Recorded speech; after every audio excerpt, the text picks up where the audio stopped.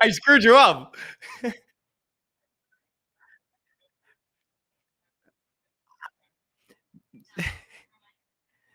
You don't remember? Ciao Juventini?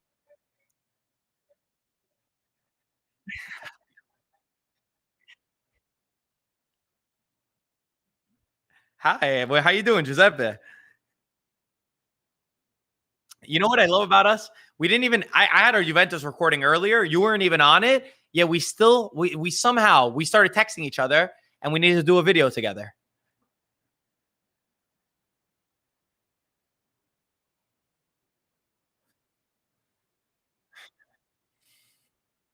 I'm nervous. I'm sweating already. It's not just the heat in New York, but it's just everything that goes along with this final. I already know your prediction, but I mean I won't give mine away yet. But I'm feeling nervous.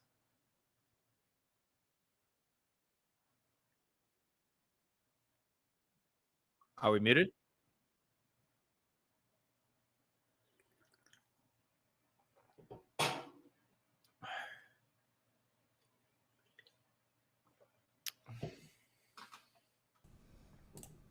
Now they should hear me.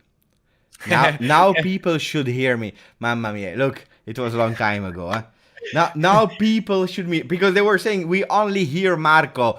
Ciao Juventini of the world. Hey, look, now I do it good. Huh? Guys, I started my intro together with Marco with Ciao Juventini from all over the world. I didn't know because I thought we were on the Juve channel. We already started for 2 minutes again for nothing. But now people are saying it's okay. We will have a nice live together with Marco. Marco knows already my prediction. He will try to convince me otherwise. He will try to convince me that my thoughts about England winning are totally wrong. And I want to have a really nice conversation together with Marco. Shervin in the chat is saying this is gonna be fire. A top live. And we have also other people that are saying I love really both channels. Marco, for the people that they maybe would be strange, but don't know who you are. Marco, who are you? I'm just Giuseppe's co-host on the Juventus Twitch channel. That's it. No, guys. Guys, that's not true. Marco, I will introduce Marco how we should introduce Marco. Guys, before starting my own channel, because I started on the 1st of January 2020, I was looking for inspiration in all the channels, Italian, English, football, not football, and I was a big fan already from the podcast of Italian Football TV, IFTV. You can see it in the description, it's also written, so you can find that easily. What is Italian Football TV? It's a guy, Marco, together with his buddies, his friends, and they are speaking about calcio in general, not only Juve, but Juve, Napoli, Inter, Milan, all the teams of Serie A, and I was really inspired by them, by the energy they are giving, by the good vibes, and also because I have no time to watch everything else than Juventus, so if I'm looking for inspiration to know how the other teams are doing, I go to IFTV. Really great atmosphere, and that's Marco, but Marco is doing even more than that. Am I correct, Marco, at the moment? You're being too kind to me right now. I'm not used to us not making fun of each other. It's usually us like messing with each other and giving each other shit. But no, it's very nice. I enjoy it. It's nice. Look, here, people are reading it. IFTV. Forza IFTV. Forza IFTV and Beppe. Ciao Marco and Jay. Ciao Jay and Marco. Best crossover in history. Ciao Matteo. That's beautiful. We have people from South Africa. T-Bone is from South Africa. He's saying, how is it, Marco and Beppe? This is great. Guys, we didn't even prepare. We prepared nothing except of one thing, one image. I will immediately go to that image. Marco, I don't know if you are able to see it. Probably not. But I'm showing the Daily Star. The Daily Star that this morning they started with, come on, England, Italy. An apology, and then they show a big pineapple with a pizza. I'm pulling it up right now on the channel, but I think I did see the same exact stuff. Yeah, now I see it. These guys are a disaster. This stuff. Come on. Come on. Is that the only reason why tomorrow Italy has to win? Listen, I literally just filmed the video giving England so much credit. And I was like, listen, I'm not going to get involved in the hate. But then when I see this, I don't know, there's like a chip on my shoulder that I have to respond. And I was going to say we'd make a joke about like the English food. But I mean, is there really anything to say about the English food?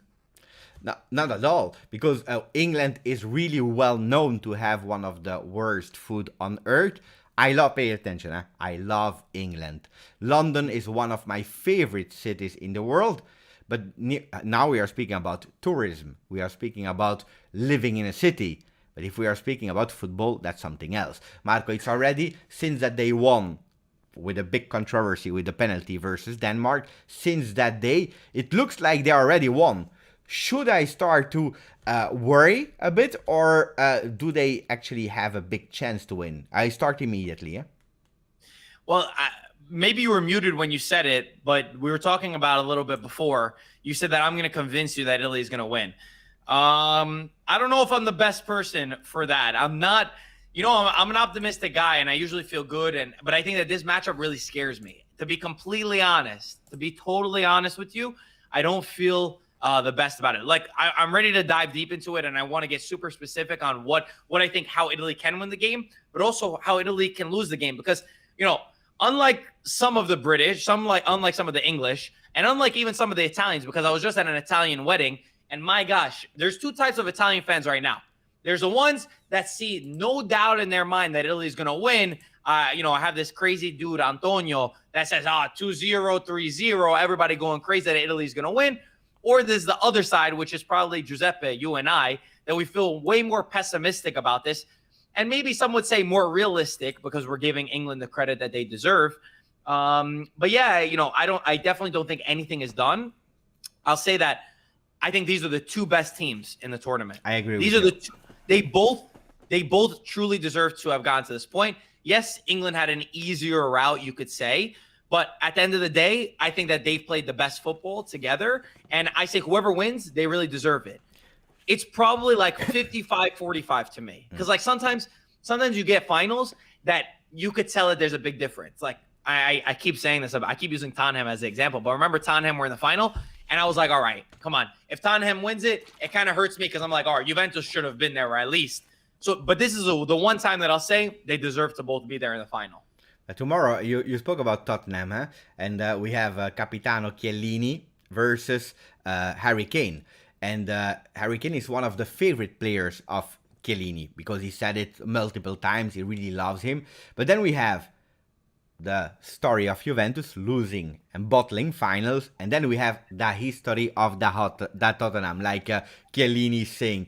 So tomorrow, you said 50-50, and guys, let us know in the chat what you think, the prediction that you think. Do you think that England, and don't be biased because you love Italy more or you don't like England, but really objectively, who do you think have more chance tomorrow to win? Is it England? Is it Italy? And tell us why. This morning I was doing actually an interview for BBC about Chiellini. It will be a show before the final tomorrow on the BBC television, YouTube, I believe as well. And I was speaking about Chiellini, and I believe that he can be really a big asset for Italy tomorrow. Big player, great player. We were scared about his injury. Absolutely. He came back, and I think that but maybe instead of, because it's my channel and I always say what I think, maybe for you, Marco, since the first game until now, who were your top 3 Italian players? My top 3 Italian players. Well, what's interesting with this team as well is that we don't really have a superstar. I wouldn't say we have a superstar. I think that we're more of a unit, more of a team. The guys feel like brothers. But having said that, I mean, our midfield for me is the best in the world. So I'd say Chiellini has been one of the best players. I agree. It's hard to choose 3. Jorginho has been unbelievable. Jorginho has been phenomenal. I'm not a big fan of Jorginho, but I have to admit, really, that this tournament he surprised me a lot. I was more and more convinced, and probably my takes about Chiesa, about Buffon. Jorginho, he convinced me. Probably when Sarri was really praying for Jorginho to Juve, maybe he was right and I was wrong. He just does a lot of stuff that it doesn't go down in the stats book, right? Like it's not goals, it's usually not assists, but it's so crucial for the way that a team builds out of the back in the style that we play. And I guess I kind of have that chip on my shoulder as well, because I played that similar position where I know how important the balance is to maintain that kind of balance. So I give way more credit to midfielders than maybe most do. It's just my my natural love for them. And then as far as that third player, it's hard. I mean, Donnarumma has put up some huge saves. I agree. You could say Barella. You could say Chiesa, because in the last matches, Chiesa has been sensational. And I know we'll talk about the starting lineups, but I'll just say that Chiesa, obviously he's starting tomorrow, but the guy is this year has been the year that his character has been tested, and he has passed the test. He's got no fear. And I'm sorry to make everybody mad right off the start. For me, Berardi is nowhere near Chiesa. No. Is nowhere near Chiesa. Marco, we spoke about it before starting the Euro, and I said that for me, Berardi would start because for all the pre-games or the friendlies and the qualifications, Berardi started a lot because Mancini loves inverted feet. The left foot of Berardi on the right foot of Insigne to the left side of the pitch, and I was convinced that he would start the game. But I was really pleased and happy when Chiesa started, and he convinced not only us, the fans, but also Mancini that he could bring something more. And you have some coaches that are really stubborn, and they say, okay, we have to play from 3 to maximum 7 games. I have my idea. We train so much with these players. I continue, whatever happens. Mancini didn't do that because he was, I believe, mature enough and smart enough to say, okay, you know what? Let's change because this guy is on fire. I'll be honest, I was very frustrated with Mancini in the match that he wasn't putting Chiesa on, where he put him on in the 84th minute, and then Chiesa ended up going on and scoring the goal. And listen, it's not a knack. I think that Berardi's talented. I don't think he's not talented. I think he's extremely talented, but I think that there does get to a certain point where in tough moments, in difficult positions, it's about character and spirit. And Chiesa has played top-level matches for Juventus, which is a top team where there's constant pressure on you. Yeah, it's very good. And I'll use the same example with Immobile, who, again, I'm probably pissing people off. Certain players just don't have the character that in the tough moments, you stay calm, you score your goal, you pull through in the high-pressure moments.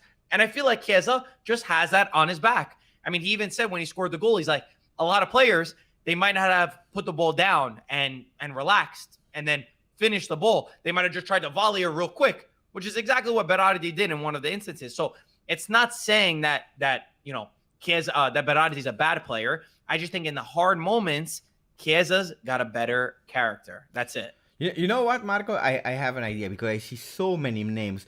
Do you want to go maybe player by player, starting from the goalkeeper? Let's see how we rate them. We don't necessarily have to give a score or rating, but a few words on them, on their Euro at the moment. Starting with... I'm down. Because you already said that Donnarumma was exceptional. What were the top moments of Donnarumma so far? That save on De Bruyne was fantastic. Fantastic. He said that it was his best save of his career. Eh? I agree with that. Oh, really? Yeah, that's what he said. He said at the probably for the importance of it, but also the way that he did it was simply incredible. Incredible. I loved it. I agree. Yeah. He brings confidence in the back, knowing what he has. I mean, he's so young and he's playing in top level matches right now. And I'm wrong about 99% of things, but the one thing I knew is when we were in the penalty kick against Spain, I knew he was going to save one. Like, I was sure that he would save one of the penalty kicks. So he gives that confidence both to us fans and also to the team. He's been phenomenal. There is a stat, and pay attention because I have to read so many things, but there is normally a stat that said that he went 5 times into penalty shoutouts and 5 times he won. Oh, wow. Can be a beautiful one. I hope we don't go to penalty. If we go, I hope it will be 6. But it's nice and it brings some confidence, I have to admit. Did you see that? There's a stat that no one has ever won back-to-back penalty shootouts. Oh no, I didn't see that. Yeah, the Euros. I know, that's why I'm not begging on penalty. Listen, I'm happy to break that, but scared. If Bernardeschi steps up for another penalty, my heart almost sank the first time, and then he scored the greatest penalty that I've ever seen in my life. He was the best one. But I don't want that stress anymore. No, it's stressing, Marco, because Bernardeschi it's a player that we wanted to talk really late about, but you're bringing him up. Let's speak about Bernardeschi. Marco, honest question. If he missed that penalty, does he has a chance to return back in Italy, or it's over? It would have been a disaster. It would have been the one thing I'll say about the guy. He's got confidence. I'll say that about him. The kid has got confidence. So when he scored that goal, he celebrated it like crazy. And in the moment, I was very during the penalty kicks. I don't celebrate penalty kicks, especially in the hard moments. Since 2006, I've always just been. I don't like to cheer when we score. I don't like to cheer when the other team misses until it's done. Just don't like the style of it. But when Bernardeschi scored the penalty, I almost completely broke because like I was laughing inside the way that he celebrated. So I was happy for him. If we speak about the gesture of Mancini to change in the last minutes the goalkeeper, because he let if I'm not wrong, it's Sirigu that changed on Aruma in the third game where we were already qualified and we won. You think it's a beautiful gesture, or you think it's disrespectful for the other team? No, I definitely don't think it's disrespectful. I know Mancini's been telling all the boys that, hey, we're 26 men on the team. It's not just 11, which is a good mentality to have for the rest of the group. I know there's also like that famous, stat that went around that Mancini didn't get a minute at, I don't know if it was the Euros or the World Cup, and he didn't want that feeling for everybody. Listen, come on, it's not disrespectful. The guys are, Sirigu's a great goalkeeper. Yeah. Italy's goalkeeper is one of the hardest positions to break out of. We leave off goalkeepers that could be starting at other nations. So I don't think it's disrespectful. People are speaking in the chat about you being frozen during the penalty kicks. Is that correct? Yeah, I honestly, I truly don't know what happens to me when I watch Italy and Juve play. I'm a psychopath. Like, I'm truly not the same person at all. I have no control over what I say. I have no control over what I do when it's important games. Like, in the group stages, I was much more calm. I could breathe in these high pressure moments when the game is close and we're playing such rivals. I don't know what comes out of me. I just could not move. I could not move at all. Unfortunately, it's one of my downfalls. I lose it. I'm usually an unemotional guy, and like right now, I could talk so well about England, but then in the moment, like I'll be cursing them out and screaming at them. I did the same thing with Ronaldo when he scored.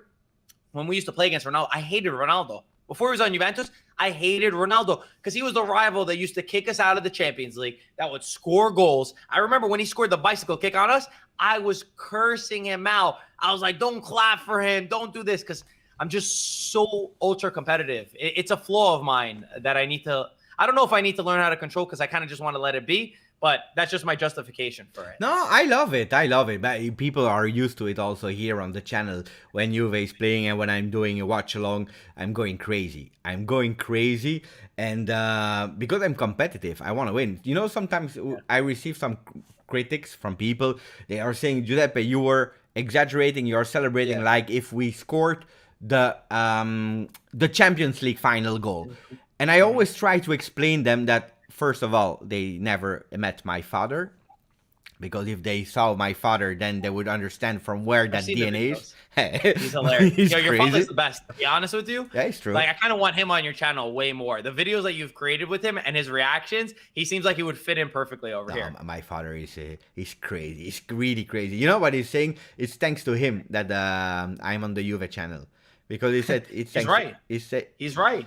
Yeah, practically and theoretically, yes, because he created me. But his point of view is, I started with you the channel where we were speaking in Italian, and it's thanks to me. And then you go back to the views, it's like 160 views. But I say, yeah, it's true. It's thanks to you, so he's happy. But that's the first thing. And then I said, I always try to explain them that, we just had a pandemic, a big lockdown that was so insecure. We didn't know if football would ever come back. We were dreaming about it. We thought that it would happen, but maybe there was no vaccine, and we just stopped from one day to the other. It was over with football. So for me, every goal that I celebrate, every victory that I assist, I'm so happy. I'm celebrating like it's maybe the last goal that I'm celebrating. So that's my theory about it. Me too. And I know, and listen, I don't blame people for thinking that I'm crazy. Everybody, I mean, my family thinks I'm psychopath. I mean, I went to a wedding where my little nephew he could not stop watching the video of me celebrating and was like, you're a psychopath. It is what it is. Like, it's the way that I live, like on camera, off camera. I mean, you could see the first videos on our channel when we were reacting to Belgium. We were not live or we're not anything. I'm just crazy with that. And even when I play football, they say all the time, they're like, Marco, you just transform into like a really mean and aggressive person when I'm playing and when I'm watching. It's like the only time in my life that I get like that. But I just really want to win. And I really just, I fight for my team. I'm an all or nothing kind of guy. I understand. That's why I like you as well, for the passion. You know, we had a Harun who is saying it's called passion. I totally agree with that. Let's speak about our two center backs, Chiellini and Bonucci. We touched a bit already on Chiellini. I want to speak a bit more about Chiellini, but especially also our other guy, Bonucci. How did they play? They're the two best center backs right now in the world. Best in the tournament. I know I saw people doing like, we could probably do this if you want to. There was that trend. I know Gab Marcotti and his co-host on his podcast, on the ESPN FC podcast, which is really good, by the way. They did like picking side by side on who would go, and they did not choose Bonucci in theirs, and I thought that was pretty crazy. Bonucci, you know, he's gotten a bad reputation for some stuff that's happened in the past, but when we just talk about football, in terms of like how he plays, he's so crucial to the team. The balls that he gets out of the back, when he's on, he's truly on. And I think that him and Chiellini together have been phenomenal, and I wouldn't change a thing at the moment. I agree with you. A lot of people are asking themselves, how is it possible that Bonucci played so well with Italy while we had a lower version of Bonucci, let's say, they use the word crap Bonucci at Juventus. What is, according to you, the reason why he's performing that well now in these 6 games at least? There are certain players who, when they play for their national team, something comes out of them. They really are. I mean, you could see it even Xhaka with Switzerland. I noticed this tournament. There are just certain guys that with their national team, they're unbelievable. Look at Sheik, who I think scored 5 or 6 goals in this tournament, and he scored the same amount all time with Roma. There are just some of those guys that haven't. And I think Bonucci, he lives with his heart on his sleeve in terms of like even the way that he sings the national anthem. He's definitely has a lot of pride in playing for Italy. So I think that would be my answer. I think absolutely, yeah, because they know. And by the way, they never won a cup with Italy. So it's maybe the first, but especially for Chiellini, also maybe the last time that they can do something great. So yes, Italian pride, but he played a lot also with Chiellini. And you see that the last 2 years, due to injury, especially the 2 years ago with Sarri, Chiellini nearly played. This year with Pirlo, Chiellini was also a lot injured. I believe that Bonucci without Chiellini is a total different player because he has to step up as a leader, and he's not. Maybe he's a leader at home with the kids, maybe, I don't know, but not as a center back, because it's really difficult for him to concentrate on 2 things. And he loves to be the player that builds from the back, the player that see things. He loves to be that kind of player, where the other aggressive player, the one that dictates the tempo, is Chiellini. Mm-hmm. And Chiellini is the one that should manage and say to Bonucci, stay next to me, we go up, we go down. And I believe that this is probably one of the problems of Bonucci when he has to check the 4-line defense, because he was always used to play with a 3-man defense. Playing with 3 is totally different than playing with 4, especially if you have to manage and to lead the 4 defensive line, because then you are looking left and right, you have to tell them to go up, to go down, to pay attention. And I think he's going in confusion. That's what I believe why he was underperforming the last 2 seasons, because I remember him since 2011 performing, especially in that 3-man defense with Barzagli and Chiellini, really great. I even bought a shirt of him because I really loved him. I think that can be a problem. He's a number 2. He's not a number 1. There's some people, even in organizations, that they're not meant to be the CEO. They're meant to be the right hand of the CEO. And there's no shame in that. It's just about understanding your place. And I agree with you. I've never thought about it like that, but you're absolutely right. What about, let's speak first about Spinazzola, because he's not there. He traveled a bit with the team, by the way. That's beautiful. But what a performance, huh? The best. I never wanted him to leave Juventus. I was always super against it. And unfortunately, it's just his injuries. It's his injuries that have always been a problem in his career. And unfortunately, as I was watching him play, like the entire time in the Euros, he was the best player. He was Italy's best player. The entire time, all I thought was, he's like a second. I kept feeling, I was like, what, is this guy going to get injured? So unfortunately for him, but beautiful that it's one more added motivation, I think, for the team also to fight is for Spinazzola, because he deserved to play at this point, because he was a huge aspect in the way that we attack. And it's really hard for us to play without him. It was hard without him versus Spain, because you see that, because a lot of people forget, but we started with Florenzi that was also injured, but you had Florenzi, Spinazzola, and now we are with Di Lorenzo and Emerson. And playing with Spinazzola, you had some alternatives, or playing centrally with the 3 center midfielders that were creating. If it was not possible to go through the center, we found an amazing Spinazzola. Without him, without Florenzi, it was really hard versus Spain, because you had only one option. Emerson nearly never went up. Huh? He stayed in his line. It was more difficult. So that's a big loss for Italy. And I was really sad for the boy, especially us, Juve fans. We know him. He started as a young guy for Juve. Juve didn't really believe in him. We loaned him out, I believe, at 125 teams. Then he came to Juve. He believed that he proved himself in that season, and he did, because a lot of people loved him. And then we had to sell him due to finance, due to profit reasons, because other players didn't want to leave. It's probably a mistake, but sometimes I said a mistake, but sometimes you are obliged to do mistakes, even if you already know, and it's a pity. And then when you see him crying on the field, I was really sad, really, for him. The other Di Lorenzo.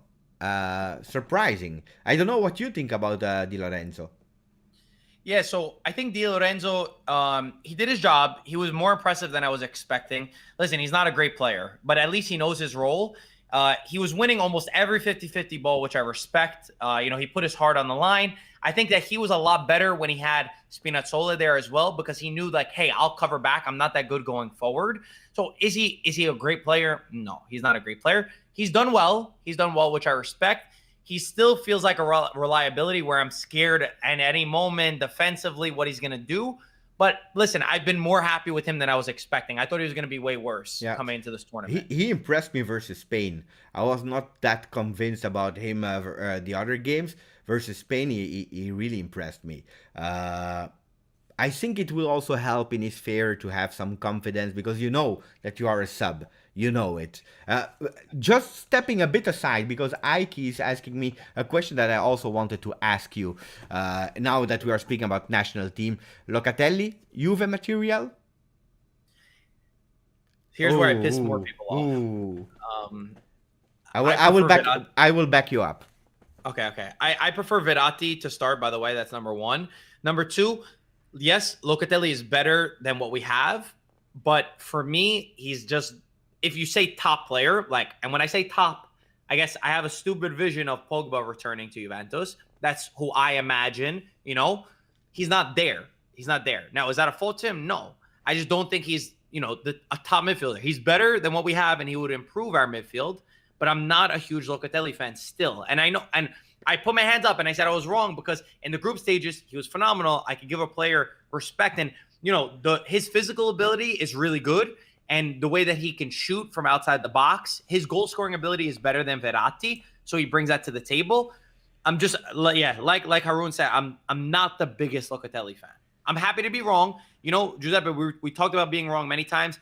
I also was not crazy about Chiesa coming to the club after we signed Kulusevski. I was like, we're signing, kind of two of the same player. I was wrong about that. I've been wrong in the past. Milo Krasic was my favorite. I have a Milos Krasic jersey. So, yes, I'm happy to be wrong. 3. You have 3. Yeah. The only guy on earth that owns 3 Milos Krasic shirts. It's 2 jerseys and a pair of shorts. All right? Okay. 2 jerseys and a pair of shorts. Okay. No, if I have to give my opinion about Locatelli. I really like the guy. I also love the fact that since he was a kid, he had the sympathy for Juve. His father is Juventino, his brother. We need a bit more these Juventus guys at the club, Italian guys. And for that, I agree. And I would love to see him at Juve, but pay attention. If people are expecting that Locatelli will solve our problems, no. Because him alone will not change a lot. And that's what I'm trying to say, because I saw the Locatelli fever. People say we need him, we need him, we need him. For me, we give 40 million. If Sassuolo is okay, that's fine. If not, we stop and we will find someone else. It will be a pity, absolutely. But him alone will not make the difference. That's what I believe. You said it. You took the words. I mean, I didn't have those words in my mouth. You explained it in a much better way. That's exactly how I feel. So don't Locatelli, yes, but pay attention. That's what I think. So people are convinced that tomorrow Italy will be European champion tomorrow evening. 100% for El Yamans. El Guerrero is speaking about because they want to know. Fagioli. What's your take about the Fagioli trend at the moment? Because it looks like Fagioli was the new Ronaldo. Yeah, I'm not. You see, I'm not a popular person with takes, as you could tell, because I really, really, really, really contain myself with getting excited with young guys. I'm a hard to please. You know, I'm very tough on our team. I'm very tough on our own players, which I know I get a lot of shit for. I'm the same way in my own life. I'm very hard on myself. Even when you do good things, I'm like, all right, it wasn't that good. I got to do it. You got to do it again. So, does he have talent? Absolutely. Is he the next Ronaldo? I mean, listen, I haven't seen enough of the kid. Like, I want to see him consistently to be able to really give opinion. Yes, he looks like a bright talent. Is he solving our problems? No, but we need to let him flourish. Yeah. We have a new subscriber on the channel. Welcome and ciao, Sujan Islam. I love that. I love when people subscribe. These are the best because we have to grow. We have to grow. Die. By the way, tell me about our three midfielders that has to start tomorrow according to you. I think that you will not put Locatelli. That's what I understood. Let's speak about the three that you will put and give me a thing. And while you are doing that, I will check the likes that we have on that video because we are 267. So it means if we have no 200 like, I stop speaking. So I let you speak and I will control. I like your style. No, the three midfielders that must start are Jorginho, Verratti, and Barella. They're the three best midfielders in the world when they're together. They're the best midfielders at this tournament. While you see I'm very bullish, you know, I have high standards for everybody. I will give credit where it's deserved. So come on, guys, run up the likes. Run up the likes. Come on, we're doing a lot right now. 87 likes. Guys, you are lazy. I don't like when you don't put a like. Guys, this is standard. It's like, you know, you put a like, you are free to listen to what we are saying. Otherwise we stop. It is what it is, guys. Die, put some likes. I stop. If I don't have 100 likes at least, I stop. I liked it from my account over here, by the way. Before you mentioned the we're already at 134. So now you can speak, Marco. You can continue. No, I think that's I love that midfield. It's a super technical midfield that can control a game, that dictates a game. I'm the biggest person on the midfield though. It's one of the reasons I've always been, you know, harsh on Juve because when we had MVPP, I thought that we would dominate games. And whenever you have a great midfielder, for me, you're always in the game. And I like building out of the center. Again, not saying anyone is wrong to think otherwise. It's just my interpretation of football, of the way that I see the game. I think the midfield's like the most important part. It's the nucleus of a team. And I am absolutely obsessed with the midfield that we have. What I will say is against Spain, they got outplayed. We played terrible against Spain. We were awful against Spain. I'm happy we won. We looked like we were drained with energy. And I was not happy with Verratti and Barella's work rate after maybe the 55th, 60th minute. Barella was bad. Barella was bad. Terrible. So whatever, and I keep saying this is my line that I keep going with. Whatever we don't have in our legs, we need to find with our hearts. We are playing for millions of Italians around the world. You need to find that inner gear to get to. But yes, when we play, we're for me, best in the world. Do you think that because that's what I was always fearing, and at the moment I didn't really saw it, so maybe I was wrong, but the difference in centimeters, because we are playing with three people that are really, really small, Verratti, Barella, and Jorginho. At the moment, even versus Belgium, I started to be scared. I didn't notice the difference. Can that be a problem versus England? Because they have a bit more centimeters than us there in the midfield, huh? That's true. No, it's 100% true. You're right. It's a valid argument. It's a valid argument, and it's a valid reason to put Locatelli in for the physical ability. Personally, I think that our technique wise, we're so much better that we overcompensate for that. Of course, you have to judge a match by the way that it's played. I would definitely start that midfield. And I know again, and this is where I disagreed with guys that I love. I love Gabriele Marcotti. I love them. Jules is the other guy on his podcast. I love them, but I disagree. And even comparing Declan Rice, and the rest of the midfielders on England. Ryan Phillips, I have to admit, Marco, and I said it after the first game. The first game he was spectacular. Then the problem is they compared him to Pirlo, and then he disappeared. But that's the problem with English media. Because I was really impressed. I promise you, I saw the game. I didn't know that guy because I'm not a big fan of Premier League. I'm not watching that much Premier League. I'm super happy with Serie A. I prefer to see Juventus women with the women's Serie A or Serie B games than Premier League or La Liga or Liga. I don't care about the abroad games. But I saw him and I have to admit I was super impressed. He has pace, physicality, shot from the distance. It was really great. And then they started to compare him to Pirlo. And then, that's a problem. And I think to go back to Fagioli, that's probably the mistake that a lot of people are doing. You see someone for 20 minutes, 45 minutes, and then he has to play. He has to be the new miracle. Tranquilli. That's what I always say. I'm not against launching young players. You see a Pogba. He waited 6 months and then he entered the team and he never left the team. But we are speaking about a Pogba, about a generational talent. We're speaking about a McKennie. He played a lot with Pirlo, young player. Kulusevski, he had also his difficulties because people were waiting the Kulusevski of, where did he play? Parma. At Parma. No.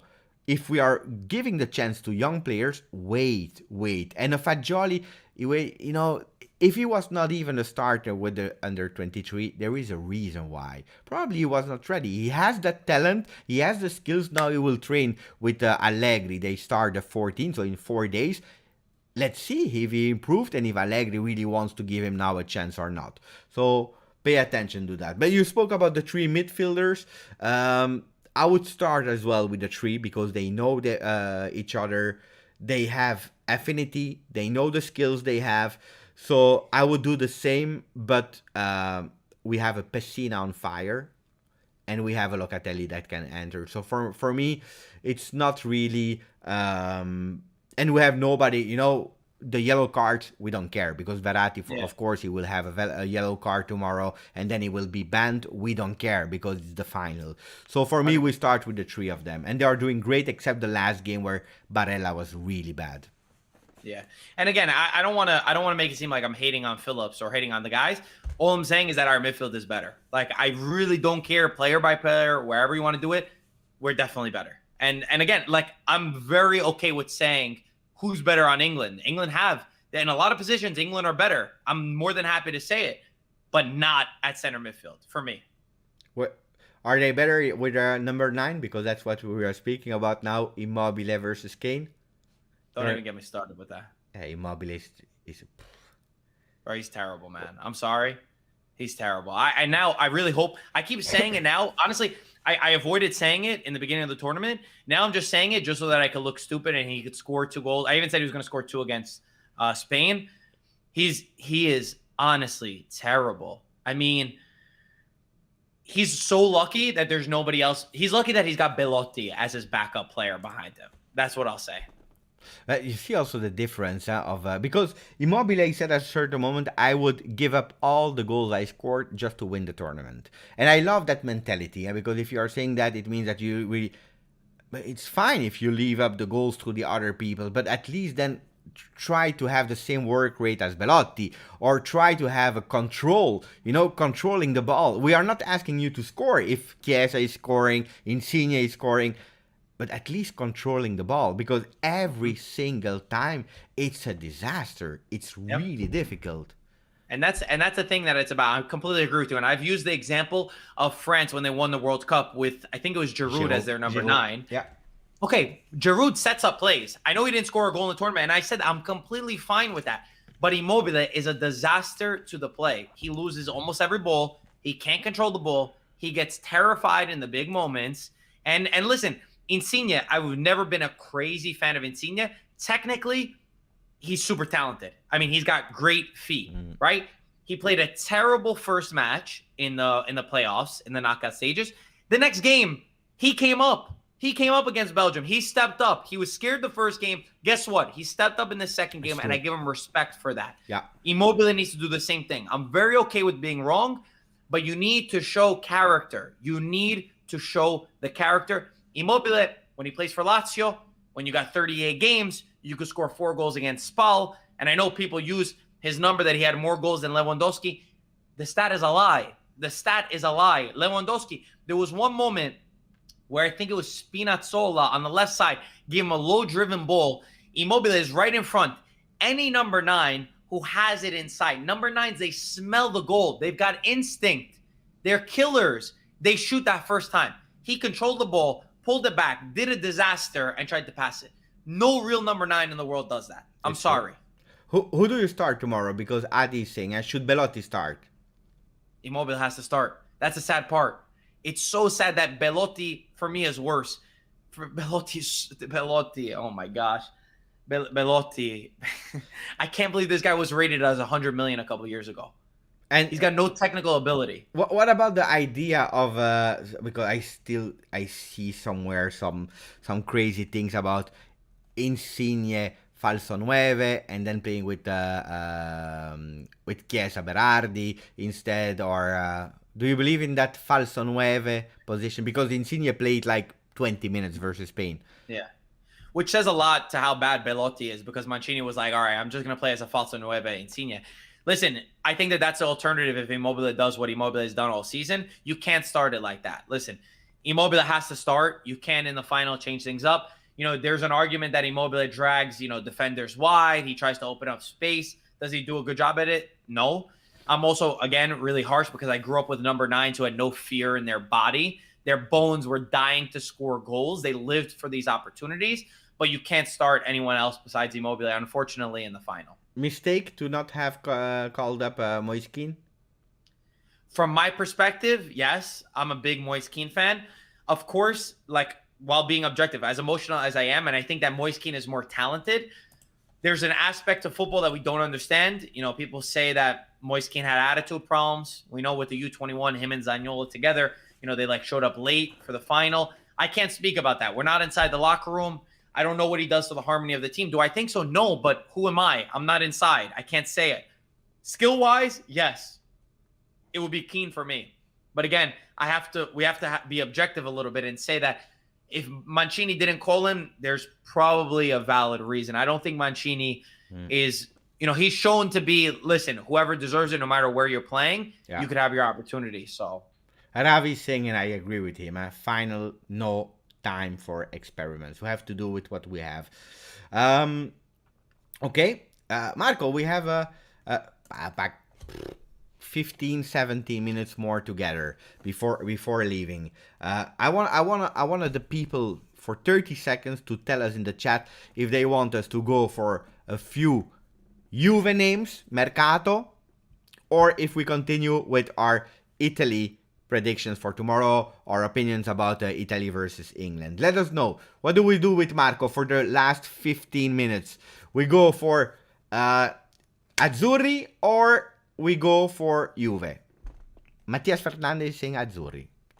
Italy. I have Juve, I have Italy, both. We can't do both. Italy, Juve, now it's going fast. Italy, Mercato, Azzurri, Juve, Italy, both, Azzurri, Juve.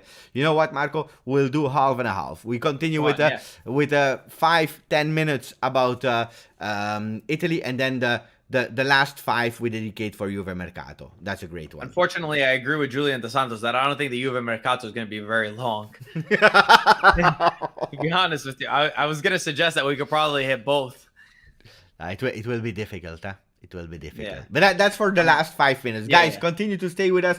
If you remain with us and if you put even more likes to the channel, because I don't know if we hit the 200. No, we still need 8 likes. Go on, guys. Put 8 likes at least. If it's not a 200 video like, I don't continue to speak about Juve. But speaking about tomorrow, what can be the biggest mistake Mancini can do or the team can do versus England? Yeah, I think that what I don't like, as much as football is about heart, using my brain, my heart tells me that it's meant to be for us to win. It's just tactically, I don't like the matchup because I see Axel asked me as well about Emerson Palmieri. I'm scared that England's tricky wingers and speedy wingers, this guy Sterling ran for 120 minutes and was not tired and was running at full speed, which is unbelievable. That is what scares me. I'm scared that our tricky wingers are going to go against Di Lorenzo and Emerson Palmieri, which I don't not like them. I've been okay with them, but I'm scared that those qualities are going to really hurt us. If you just think logically, that's what could hurt us. That's really what could be difficult. Good job getting 215 likes. So that's where my concern is, and I think that it could be the cause for that. Like I said, Di Lorenzo, yes, he's done well up to this point. We already saw with Doku from Belgium that teared us apart what a tricky winger can do to us, which scares me. Again, I'm just reading the signs. The other thing is, of course, when you have a number, while yes, the rest of our team is scoring goals, when you don't have a number 9 who puts in half a chance, not even 10 chances, which Immobile doesn't put in 10 chances, when you have a one that doesn't do half a chance, it's difficult. It's difficult. We don't have that killer instinct. And we're betting on our team coming out and really playing. I think we can do it. And I think that we can for sure have heart and strength and definitely, I think it's 55-45 in England's favor. And I think that technically they are better than us on paper. They have more skilled players, but I think that we are a more united and a better team. As a group, I think we're better. They also have a very deep bench, which scares me. And when I look at our bench, after 1, 2, 3 subs, the remaining ones are not great. Because we already missed a lot before starting. We are not even speaking about Zaniolo because he's not there since 1 year. But okay, Spinazzola, Florenzi, there are 2 that were there and that missed. Then we had in the midfield, we had some people that just before starting, they were left at home. Because then that's why we have a Pessina. He was normally not even there. Raspadori is there. He was normally not even called up. So it's true that then our bench is starting to be quite difficult. Who will be the man, that will be celebrated like the Grosso tomorrow if Italy wins? I have a guy in mind. I have a guy in mind. I would have said Spinazzola just for the position, but I feel Chiesa. Chiesa can be the man. If we win, our midfield plays the way that it should play, right? They have energy, and Insigne and Chiesa are on. Give me those 2 things. Give me Insigne and Chiesa on their game, and I think we'll win. I have people are saying indeed Sensi as well. Who were you thinking of? You will laugh with me, and people will laugh with me. Probably they will unsubscribe from the channel when I will say the name. But okay, I have 2 theories, guys. 2 theories. The first one is the one of my wife. My wife saying before starting, but she has no idea about football. Before starting Euro, she said Italy will play versus England and England will win. So. Or Italy will win. England will win, sorry.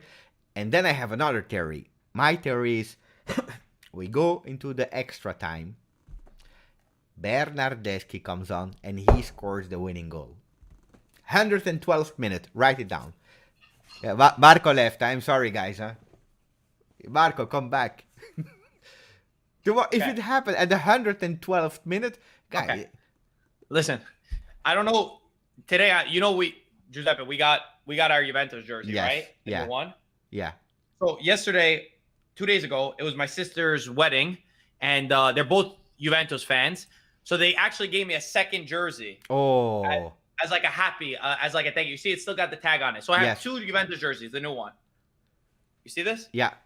If you're right, Bernardeschi goes on this jersey. Deal? 100%. 1,000%. I will put Bernardeschi on my jersey if he wins the game for us. 1,000,000%. If I was a guy that had tattoos, if I had a lot of tattoos, I would even tattoo it. No, don't tattoo But I Bernardeschi on can't. it. I don't have one. I don't have one, so I can't do that. So That can't be my first tattoo. we are not speaking about the minute. You're saying if he scores the decisive goal that brings us to Yes. the victory, then you put the number 33 on the shirt. That's a beautiful I one. shake your hand. I shake your hand. Shake my hand, Marco. No, we have to do like that, Marco. Oh shoot. No. The other way. Like that. It's fine. It's fine. It's a deal. So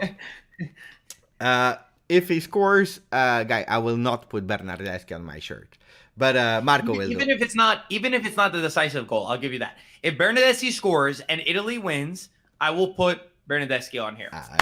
Grande. I can't wait for you. You will see. You will put Bernardeschi on the shirt. I know that it will happen. Locatelli at the 105th minute for Ryan. Bernardeschi, I bet on that. Grande while that you trust me. Goal or penalty? No, we are speaking about the goal, and not the decisive penalty. We are speaking really about the goal. Wait, I'll even give you a penalty. The one like Grosso, you know, the decisive penalty and running. No. Bernardeschi, you will see. He will write history tomorrow. Johnny is asking, Beppe and Marco and Giuseppe, why Berna is not the same anymore than when he was at Fiorentina? What happened to him? He was super talented. Now that we are in the topic of Bernardeschi, you have an idea yourself? Yeah, I think that some people, they have it in small markets and they don't have it in others. And I think about Berardi, again, I'm sorry, and I know people are huge fans of Berardi, but what strikes me is that Berardi, I remember, didn't he reject us? And he's rejected moves to big teams? Actually, on paper, he was even a Juve player. He never joined us, but we bought him with Contropartita in the time with Sassuolo. And a few times, you know, we really wanted to have the 100% control of him, to take him at Juve. And he said no, because he was not ready, because he didn't feel the moment. In his heart, don't forget that he's a big Inter fan. Huh? That's fine. I don't... everyone makes their own decision in life, right? I'm not mad at anyone for the decisions that they make. You want to go to a top team, you want to be a Serie A player, there's so much respect to you. It's so hard to become a professional footballer. I'm not taking anything away from you. Of course, we're just judging people that are at the top of their game, right? There are some that when Juventus comes to call for you, you either have it in your heart that it makes you or it breaks you. To say no when this opportunity comes, I never subscribe to the idea of, let me wait one more year at a small team and then next year I'll join. Because guess what? Next year, maybe you're going to get injured. Maybe you're going to be terrible. Maybe a new guy is going to come in like Chiesa that's going to overtake you. And that opportunity is not going to be there. Maybe there's a problem with where you were. There are some players that in the moment, you have to make the decision to take that step, take that leap of faith, even when you're scared. And for me, just, you know, that's just a slight difference that I feel. Whereas Chiesa took the challenge, came, and guess what? It made him even better. So I feel like sometimes it can be bad. And guess what? You have to risk, you know, you have to risk it going bad, but it is what it is. I think that that's probably what hurt him. I agree. You know what? But that's my own crazy theory. Yeah? I think that maybe, I don't know, he had a fight with Ronaldo, Bernardeschi. Like, he loved Ronaldo a lot, and when he came, I remember I was in Valencia. And I saw him. You know, like when Ronaldo had the red card, and Ronaldo was not happy in Valencia Champions League. I really saw him going to him, support him, and saying, you know, sei il numero uno. And then I didn't see that relationship anymore because his best friend is now Pinsoglio. So maybe because, you know, he's not the big friend of Ronaldo anymore, he's a bit sad. I don't know. No, I'm joking, of course, but I think it's really here. It's mentally. You know what's beautiful, Marco? 54 minutes, we didn't speak a single time about all the controversy of tomorrow. You know, I will show you an image. I don't know if you will probably not be able to see it here. I have the stream right next to me. Okay. So there are some images that are showing Boris Johnson in the VR room, and that's beautiful because we talked about the chances of England, we talked about the chances of Italy, but we didn't speak about it. Do you believe in staged games, or England being a bit pushed to the final?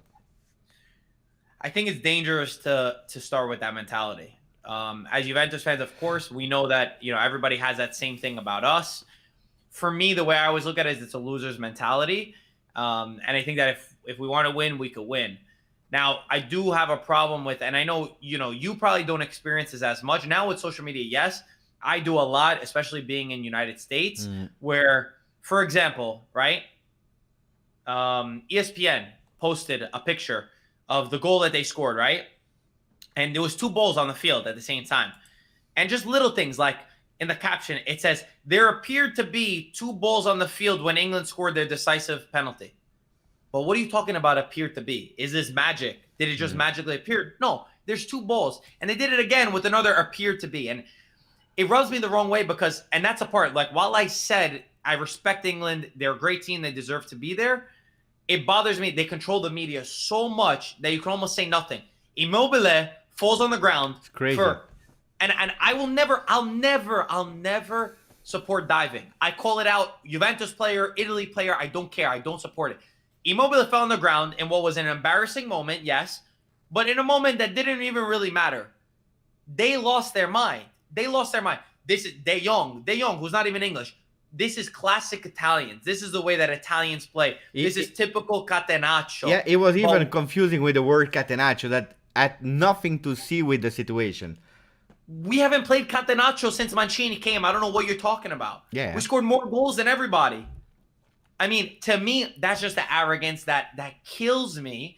And when it's the opposite way around, Neville, 1,000,000% it was not a penalty, but I don't really care. Which is fine, but just don't go the opposite way and start talking back. I don't know if you curse or not on this channel, so curse. You don't talk shit about us when guess what?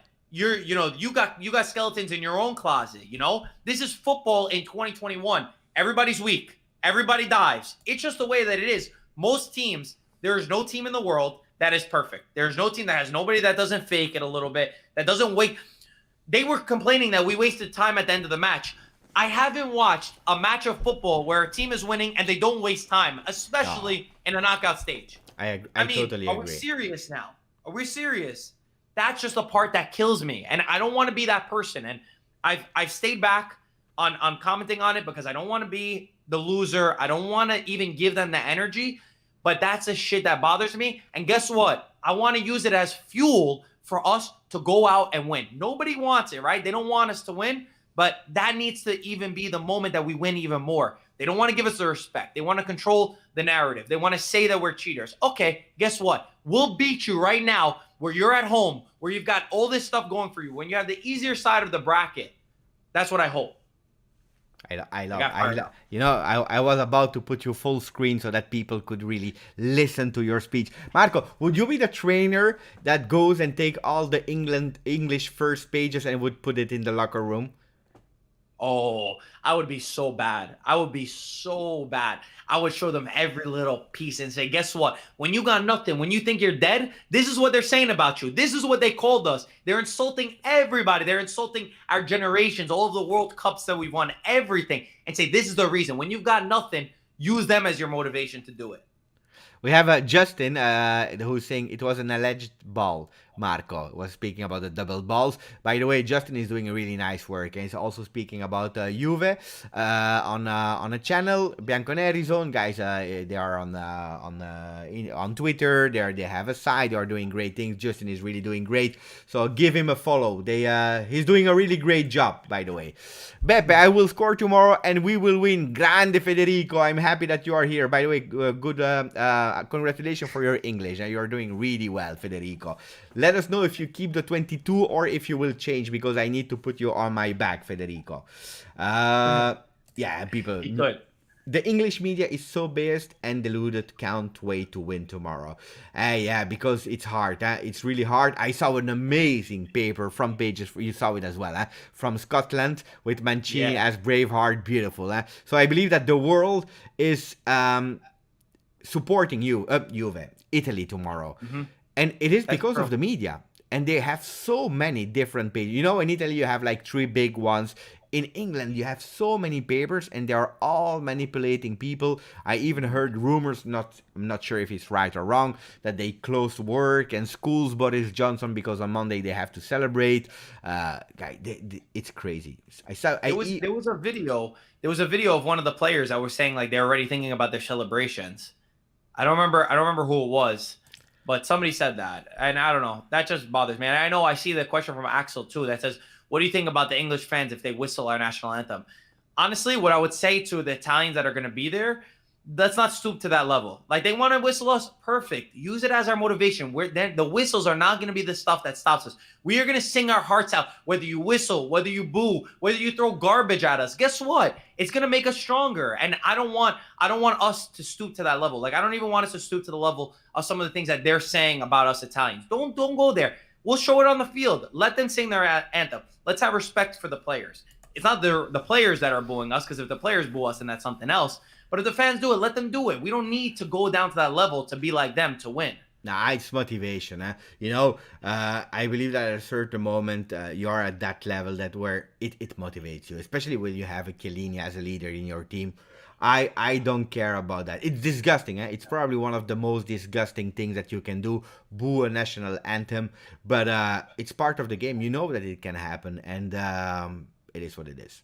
Remember, there was years ago, Buffon. There was Italians. We have to be fair. Italians booed a national anthem one time, and Buffon lost his mind. Even during the anthem, saying, "No, this is not what we do." And it's true. It's okay to be rivals. I love banter. Listen, we want to go back and forth. We want to mess around. I got English fans that I'm messing with. Fine, but we have to have some sort of mutual. A national anthem, for me, doesn't taste good to boo. We can say a lot of things, but not boo a national anthem.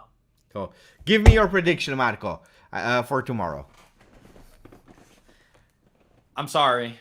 I'm just going to say I'm sorry. Every game to this point, I felt Italy were going to win.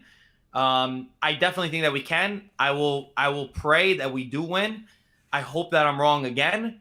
It's the first time in this tournament that I don't have Italy winning. It's the first time. It's the first time. I'm sorry. And I've been wrong many times in the past.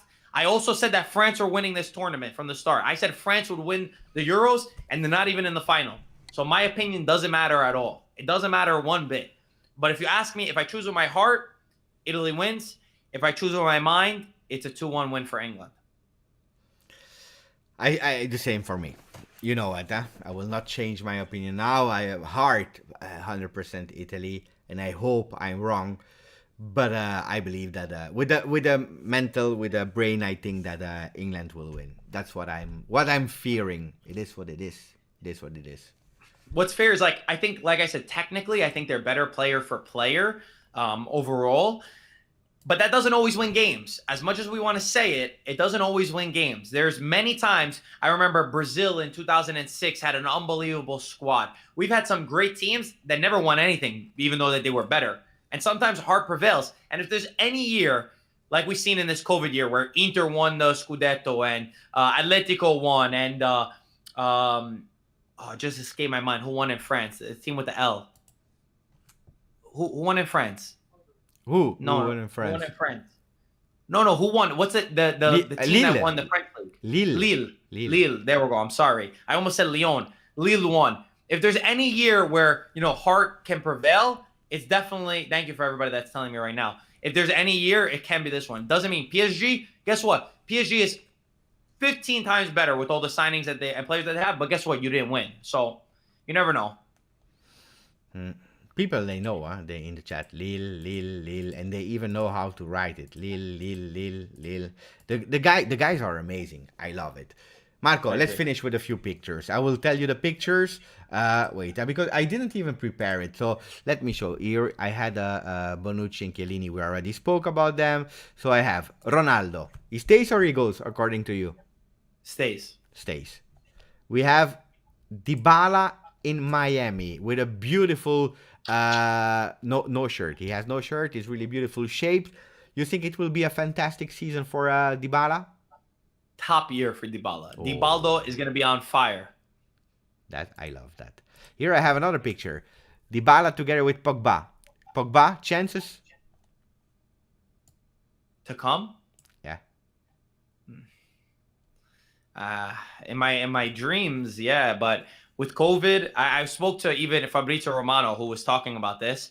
He said, like, without COVID, they were really ready to go all in and grab Pogba. He said now with the finances, it's too hard. So we would probably need a miracle. So I'm not counting it. Manuel Locatelli, Juve player?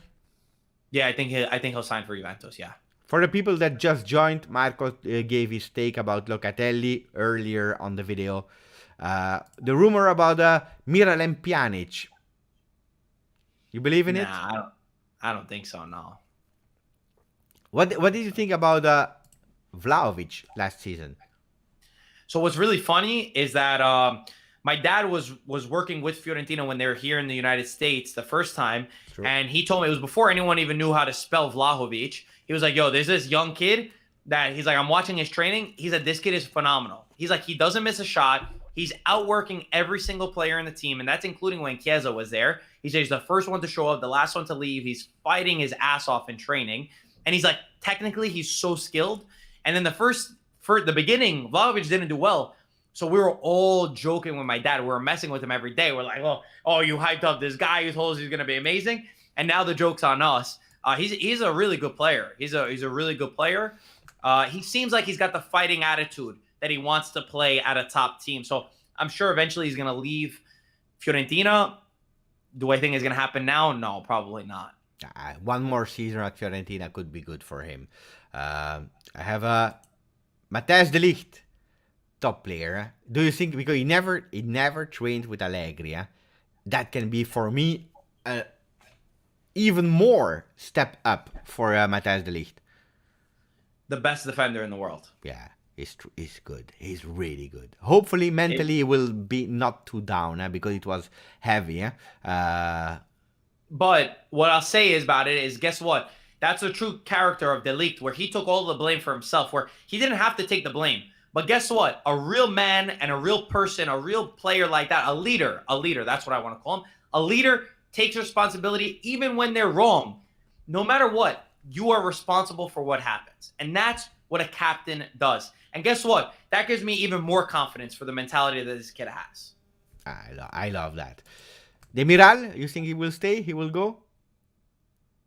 My boy. I don't feel confident about him staying. No. I don't see him staying either. Okay. So now, last name about Mercato, Gosens, Atalanta. He's not going to join us. He's not going to join us. Unfortunately. I'm sorry. I'm such a downer today. I said England's going to win and nobody's joining us. But do you agree with me when I say that, okay, because we spoke about 400 million capital increase and so on, but first of all, it's not here yet. It will be after the transfer market because it's a proposition. It has to be approved in October. That's one, so it's not for now. And second, it was said also by Juventus that 320 million is to recover from the loss of COVID. So the goal is to change the strategy of market of Juve, but don't expect anything this season. It will be with Allegri. With Allegri changing the team, working with the man, we will have to continue to grow. Ciao, buddy. Come to say hello on the channel. Well, let's let him be the optimistic one. Say your prediction for tomorrow. I said 1-0. Chiello is going to score the winner. Grande, Mike. I hope you're right. Welcome, now they're happy with they're mad at me and you, but they like Mike now. They like Mike. They are correct. If Chiello scored the 1-0 and we win, I will be really. You put him on happy. the back. No. Tomorrow you will put 33. You will put the. I know he doesn't have the 33. Yeah, at Juve yes, but in Italy I don't even know what number he has. Bernardeschi. Is he 26? I don't know. I think 20. But I'm saying if Chiellini scores the winner too, I'll make that bet. If I said on the Juventus channel today, if any of the Juventus player would score the winner, I would put them on the back of the shirt. If we win, we win. If we lose, I'm not doing it. Yeah. No. Tomorrow you will put Bernardeschi. Okay. No, I think Mercato Juve will be really difficult this season because we are putting the fundamentals for the next year. It will happen with Allegri. Allegri will change a lot. Marco, 1 hour and 10 minutes. I think it was really nice to have you. We didn't prepare anything. 10 minutes before, I said to Marco, what are you doing? I'm annoying myself. Do you want to come to speak about Italy? He said yes, so thank you for being today my guest, Marco. It was amazing to have you. I think it's the first time, right, that you are on the channel? I think so. Yeah. It might be, right? I went to IFTV once, but Yes. it's the first time that you come. So. Yeah. It's too long. Well, we do this all the time on Juventus's channel. But a little bit different now, a little bit different, where we talk about whatever we want. Yeah. One other thing I'll say, I'll make people happy, since they haven't liked my prediction so far. I've been very down. Next season is a very early prediction, but I feel pretty confident about it. We bring what really belongs home. We bring the Scudetto home next season with Juventus. Oh yeah, that's a beautiful prediction. I love that prediction. Let's go for no. I wanted to say the 10th in a row, but no, we have to start by one again. So we will start again to build from one. Grande Marco, it was amazing to have you on. Guys, thank you for being here. We were 300 at a certain moment. Again, it was not planned, nobody knew, and you are always there with a lot of people. So thank you, Vinny, John, Michael, that are always there. Grande Michael, Peter, Tariq. Tariq, he did an amazing job, guys, because soon you will see it on the channel, the trailer of the channel. It's actually a 2 minutes 30 video about the best moments of 2021. Tariq did it, so after the Euro, we'll start to post it on the channel. Grande Tariq. Great live for Ali. Is that the Tariq that used to be on Twitter a long time ago? Yeah. No, that's him? That's him. So now you can see him. I saw the profile picture. Yeah. Oh, I missed that guy. We need you back on Twitter, man. He's the GOAT. He's the OG. No, it's not the same that you're thinking. No. That's Tariq. You know That's the Tariq that is always in the Juventus channel as well, commenting with us. He's also on Twitter, but you're thinking it's another Tariq. It's a different one. Okay. Yeah. Fair enough. Gianni, Ryan, Risky, Miodrag, to all the people in the chat, thank you. As always, Forza Juve. Sempre.